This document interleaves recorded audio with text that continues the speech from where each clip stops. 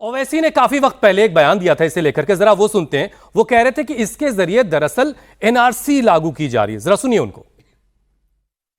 बड़ी अफसोसनाक बात है कि एक कॉन्स्टिट्यूशनल बॉडी खुद ऑन रिकॉर्ड कोई बात नहीं कह रही है और एक कॉन्स्टिट्यूशनल बॉडी ये रिपोर्ट दे रही नहीं देने वाले सोर्सेज से मालूम हो रहा है। ये कौन है सोर्सेज भाई? दूसरी बात ये है कि ईसीआई को किसने पावर्स या डिटरमाइन करने के लिए कोई सिटीजन है या नहीं है।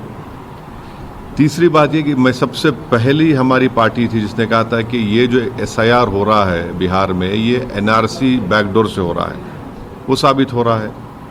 ईसीआई को पावर्स नहीं है सिटीजनशिप डिटरमाइन करने का। और चौथी बात यह है कि वो कौन से बीएलओज हैं, उनका नंबर हम डिमांड करते हैं, इसे हमको दीजिए। हम अपने पार्टी के लोगों को बोलेंगे जाके इन बीएलओ से मिलिए और हमको बताइए कि कहां पर आपको ये जो नेपाली कह रहे हैं, म्यांमार के कह रहे हैं, बांग्लादेशी आपको मिले हैं। ठीक है, कलीमुल हफीज साहब जरा ये समझाइए कि क्या इससे परेशानी क्या है। चुनाव आयोग की एक प्रक्रिया है, कुछ वक्त के बाद बहुत सारे लोग कहीं और शिफ्ट कर जाते हैं, किसी के 2 जगहों पर नाम है, कुछ लोग दुनिया से चले गए हैं। इसमें रिवीजन में दिक्कत क्या है? देखिए, एक तो चुनाव आयोग का एक रिवीजन रिसेंटली कंप्लीट हुआ है फरवरी 25 में। तो ये अचानक ये बात कहां से आई?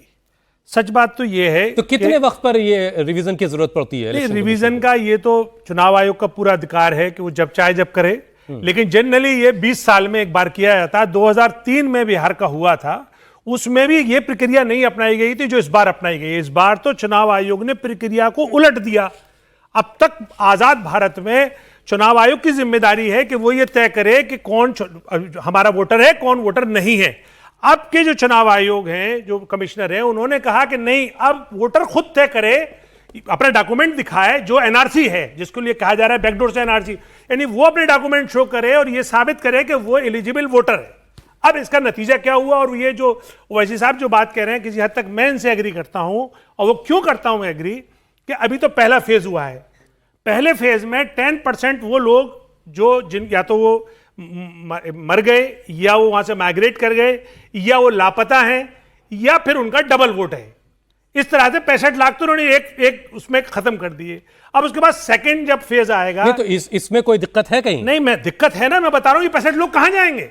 ये भारत के किस हिस्से में? अभी पहला रुझान तमिलनाडु से आ गया। इलेक्शन कमीशन कहता है तमिलनाडु में 6.5 लाख वोट रजिस्टर्ड होंगे जो बिहार से, उत्तर भारत से वहां गए हैं। डीएमके ने ऑब्जेक्शन उठाना शुरू कर दिया। वो एक अलग विषय है, मैं कोई दूसरी बात चली जाएगी। मेरे पास उस पर आइए, वो जो मूल विषय है वो ये है।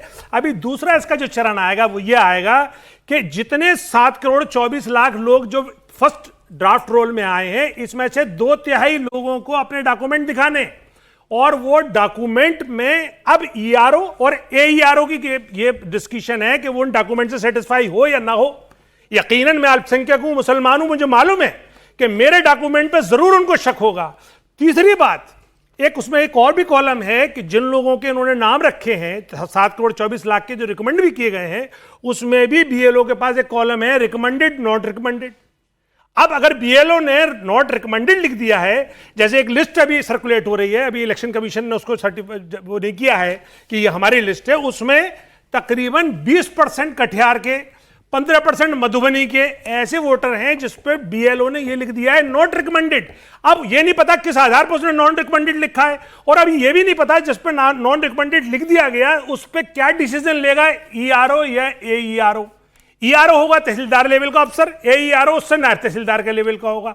सुनने में यह आ रहा है चूंकि बीजेपी गुमराह करती है, वहां पे उसके हालात खराब हैं, बात भी वो तोड़ मरोड़ के पेश करती है, तो सुनने में यह आ रहा है वो कह रहे हैं बेफिक्र रहो, ये तो हम उनके लिए कर रहे हैं। अब उनके लिए कौन है? उनके लिए यकीनन हम हैं, यानी मुसलमान हैं। तो मुसलमानों को टारगेट करने के लिए एक और आखिरी बात है कि अगर आपने ये डॉक्यूमेंट भी दिखा दिए, उसके बाद भी अगर किसी कार्यकर्ता ने, राजनीतिक कार्यकर्ता ने शक कर दिया कि ये फला आदमी है और ये वोटर नहीं है, तब भी उस पर जब जांच होगी तो ईआरओ को ये पावर है कि वो स्पीकिंग ऑर्डर से ये तय कर दे कि ये वोटर है या नहीं है।